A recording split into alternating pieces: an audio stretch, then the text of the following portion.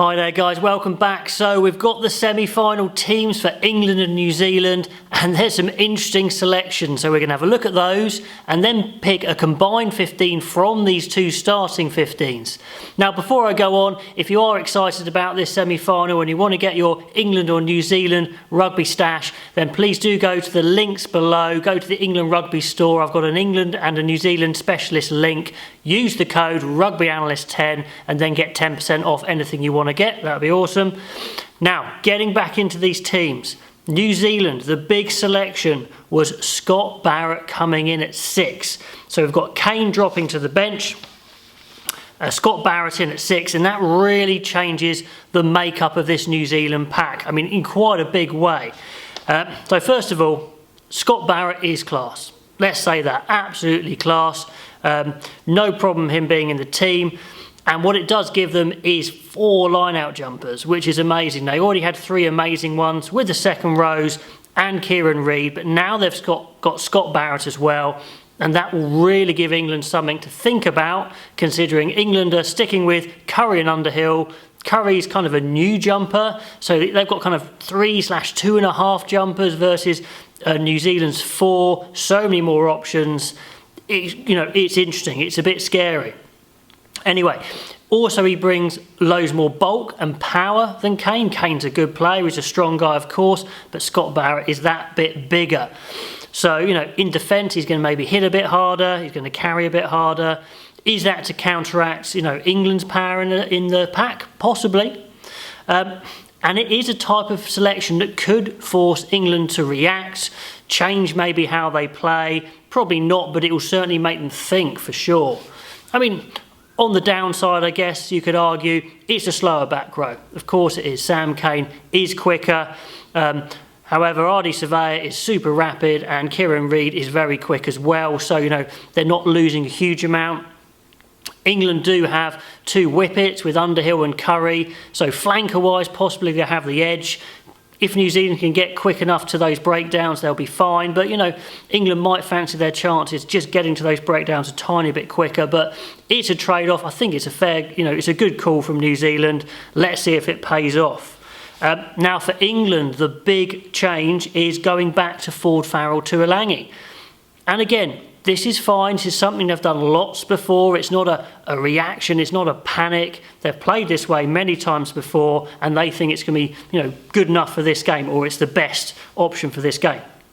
And of course, the pros are it vastly increased their kicking and passing options.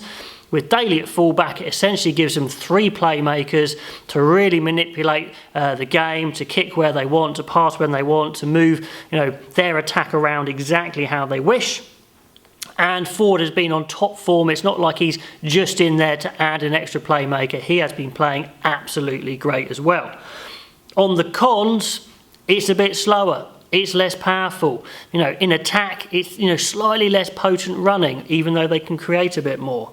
And in defence, it's certainly a little bit weaker than if they had Slade or Joseph at 13 and Tuolangi at 12. And Leonard Brown and Goodhue are definitely going to be quite excited to test out the Ford Farrell channel. Beauden Barrett is probably quite excited about trying to get on the outside of Manu Tuolangi. So yeah, it's high risk, potentially high reward, but we'll see again. So 2 massive calls there. Also, let's have a quick look through the teams again. So England and New Zealand unchanged in the front row, unchanged in the second row. Courtney Lawes retains his place. Some calls for maybe Cruz to come in because of that line-out threat and increased line-out threat now. But I think Lawes is the talent. He is the best all-round player. And if you're going to beat New Zealand, I think you're going to need to start with him. If the line-out starts to go a bit awry, maybe we'll see Cruz arrive a bit earlier.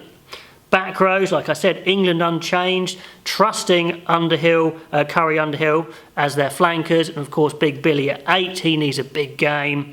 And then New Zealand with their change of back rows there with Scott Barrett at 6, as we mentioned. In the halfbacks, Smith and Mwanga retain halfbacks for New Zealand, and of course Ford in at 10 for England. Midfield, as is for New Zealand, Leonard Brown and Goodhue, who looked so good in that quarter-final. Really looked powerful, strong, good distributors. Just they so impressed me, actually.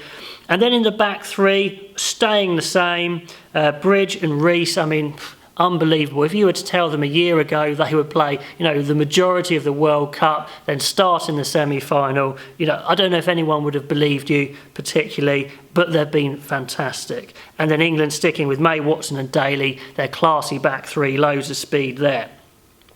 In the replacements, a few changes. Tuipulotu comes on to cover second row for New Zealand. Not that they need it particularly, because Barrett obviously covers second row as well. The speed of Kane is still on the bench there. Same back replacements, Perinara, Williams and Geordie Barrett. So all the Barretts involved again.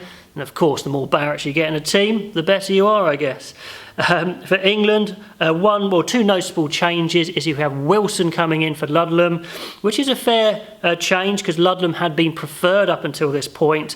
Is it to give them a bit of extra line-out options if things are going awry, maybe a bit more muscle? I don't know if it would be reactionary to Scott Barrett or if they decided it before, probably before.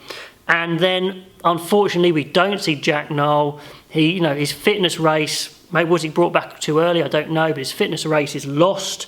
So Slade and Joseph are both on the bench, which is great because I think they're both fantastic players, different players. But it does make England a little light in the back three. I would imagine the change-up would be Slade to full-back and Daly to the wing potentially or something like that. Or, of course, Watson could go to full-back, but I think Slade would be preferred to Watson at full-back. Joseph could potentially cover the wing. Anyway, those are the teams. Very interesting. A couple of change-ups. Now, how do they match? This combined 15 is of the starting 15s, and I'm considering the positions they're starting in as well. So you can do yours differently, of course. But I've gone for the two English props and the New Zealand hooker straight in. Jamie George is a fantastic all-round player, but I think Taylor has the edge on him on power and explosiveness around the pitch. Mako, Vunipola and Carl Sinclair, I believe, are classy players. So much handling, speed, work rate. I really believe they're a little bit special. So that's the front row for me. In the second row, gone for one of each. Maro Itoje and Brodie Retallick. I think they're the talents of the team. All the other second rows are fantastic as well, but I think they are special talents, very athletic. Retallick hopefully back to full fitness in this match, having got some good game time now to get his fitness back. Itoje's been playing great. Back row's interesting. I've gone for Curry at 6. I think Curry's been on fire for England. Julian Surveyor is unbelievable. Ardie Surveyor is unbelievable for New Zealand. So quick, so fast, I won't edit that out. And then I've gone Kieran Reid at 8. Billy is a fantastic player. Has he been playing right at his best? I don't think so. Kieran Reid has been playing at his best. What a fantastic player he is. So quick, good at everything. Line out in the handling, carrying, leadership, just brilliant. So that's my pack. 9 is easy. Smith has been outstanding. The best halfback in the world by miles, so he's there.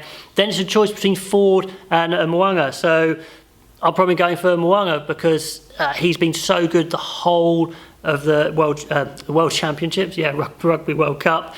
And he's been consistently there. He's been thrown in that position a little bit and he's just taken to it like a duck to water. So he's in for me. In the centres, 12. Well, I'm considering Farrell as a 12 from this starting lineup. And I think Leonard Brown is a better 12. Really good player. Strong, fast, just all action. Manu Tuolangi, we know, is a force of nature. He can be a difference between sides. So he's starting at 13. So he'll go in at 13. Into the back three. Johnny May is unbelievable try scorer, experience, skill, finishing. He comes in and links play, offloads. He does everything these days, so he's in. George Bridge is on the other wing. Watson's been great, but I think Bridge has just been so impressive. What a footballer he is, all-rounder, just brilliant, plus obviously his speed. So he's in on the right. And you cannot leave out Beauden Barrett, the best player in the world, at 15. So that's my combined team. Let me know what yours would be. Let me know what you think on the starting teams. Has anybody made a mistake there? If you want to get any rugby kit for England and New Zealand, use the links below. Use the 10% Rugby Analyst 10 code. Anyway, guys, can't wait till the match. And until then, I will see you later.